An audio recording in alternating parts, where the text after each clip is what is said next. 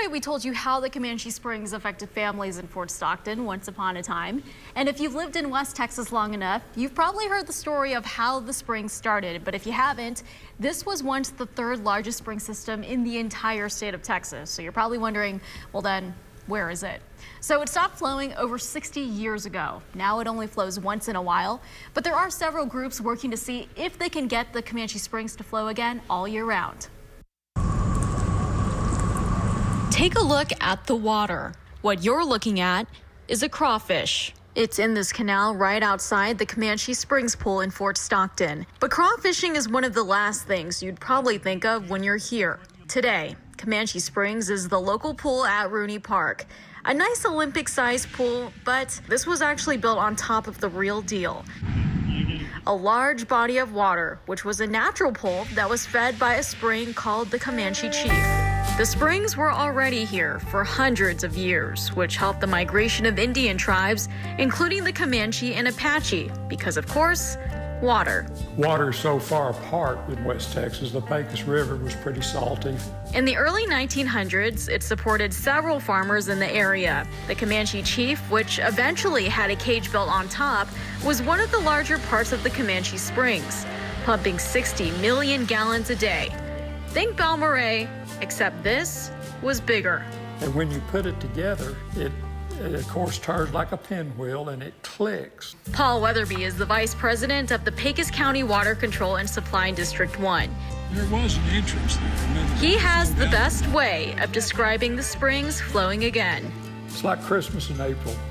But I remember the cottonwood trees lining the canals. The original calculations are still in this box. He's holding a device that was an engineering method to measure the water back then by the Schlegel family. Rush Schlegel to Joseph Schlegel, 1943. These were the water masters who dispersed a certain amount of spring water to the farmers back then. By the time the 1960s rolled around, the springs stopped flowing altogether. If you ask anyone in town, most people know why. You might say, for better words, the redirected use of the water caused the springs to not flow in the spring and summertime and early fall, simply because the water was still available, but the level of the aquifer was dropped down because of the increased flow going up. This was because there were farmers who were pumping groundwater upstream.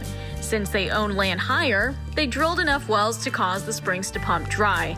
And after some legal battles in court, groundwater was still being pumped until it couldn't anymore. That wasn't until 25 years later when water started to flow again. And it still does from time to time. The reason why? Farmers would turn off irrigation pumping when winter came around. That's when the aquifer would bounce back. Sometimes the water will stick around, depending how much water is utilized out of the aquifer. But the big question is, will we ever get Comanche Springs to how it used to be?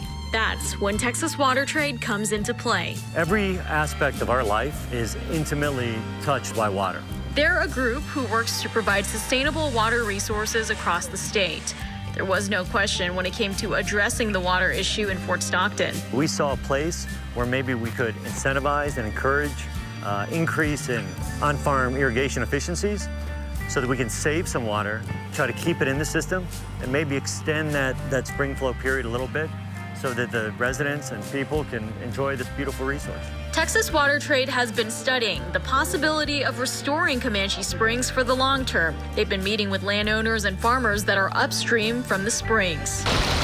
So what happens if Comanche Springs flows back to its fullest potential? The short answer, it would definitely put Fort Stockton on the map. I think there's real benefits that could be reaped, particularly by the local business community, if we can kind of harvest some of that tourism. And this is the kind of thing that's going to get people to come.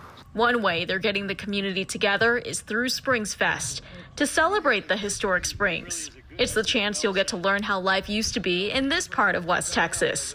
From oral historians to photographs to donated antiques. I could never thank Mr. Schlegel so much because it's just precious memories, precious history. And whether Fort Stockton's precious history will repeat itself, time will only tell.